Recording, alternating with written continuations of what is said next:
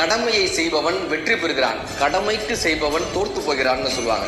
அந்த ரோட்ல ஒருத்தர் குழிய தோண்டிக்கிட்டே வராரு, ஒருத்தர் குழிய மூடிக்கிட்டே வராரு. 1 கிலோமீட்டருக்கு இப்படியே பண்ணிட்டே இருக்காங்க. ஒரு பெரியவர் பாக்குறாரு, என்னப்பா பண்றீங்கன்னு. நான் குழிய தோண்டுவேன், நடுவுல ஒருத்தர் மரத்தை நடணும், 3ஆவதா இவர் குழிய மூடிக்கிட்டே வரணும். இன்னைக்கு மரம் நடுறவர் லீவு, அதுக்காக நாங்க எங்க வேலையை பார்க்காம இருக்க முடியாதுல்ல. நான் குழிய தோன்றேன், அவர் மூடிட்டே வராரு, மரம் நட்டா நடுறாங்க, நடாட்டி போறாங்க அப்படின்னா.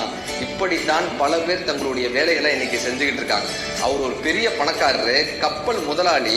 அவர் ஒரு பெயிண்டரை பார்க்க ஓடி வராரு, ஒரு 10 லட்ச ரூபாய் எடுத்துட்டு ஓடி வராரு. அவர் கையில அந்த 10 லட்ச ரூபாய் கொடுத்துட்டு சொல்றாரு, உன்னாலதான் தம்பி இன்னைக்கு என் குடும்பமே உயிரோடு இருக்கு, உன்னாலதான் தம்பி இன்னைக்கு என் மகன்கள்லாம் காப்பாற்றப்பட்டிருக்காங்கன்னு. பெயிண்டருக்கு ஒண்ணுமே புரியல. அவர் சொல்றாரு, நேற்றுக்கு நான் ஒரு போட்டை ஒன்றை பெயிண்ட் அடிக்க கொடுத்தேன்ல, அந்த போட்டை எடுத்துட்டு எங்க பசங்கள்லாம் இன்னைக்கு கடலுக்கு போயிட்டாங்க என்கிட்ட சொல்லாமலே.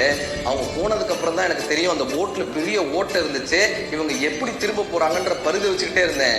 ஆனா சாயந்தரம் பாதுகாப்பா அவங்க வீட்டுக்கு வந்தாங்க. எனக்கு ரொம்ப ஆச்சரியம். நான் போட்டை போய் பார்த்தேன், அந்த ஓட்டையை சரியான முறையில் அடைச்சு அது மேல பெயிண்ட் அடிக்கப்பட்டிருந்துச்சு.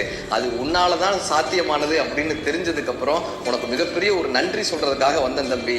உன்னுடைய வேலை தான் என்னுடைய குடும்பத்தை காப்பாற்றியதுன்னு கொண்டு போய் கொடுத்தாராம். ஒரு கைகளால் வேலை பார்ப்பவன் தோர்த்து போகிறான், 2 கைகளால் வேலை பார்ப்பவன் வாழ்த்து பெறுகிறான், நம்பிக்கையினால் வேலை பார்ப்பவன் வாழ்க்கையை வெல்கிறான்.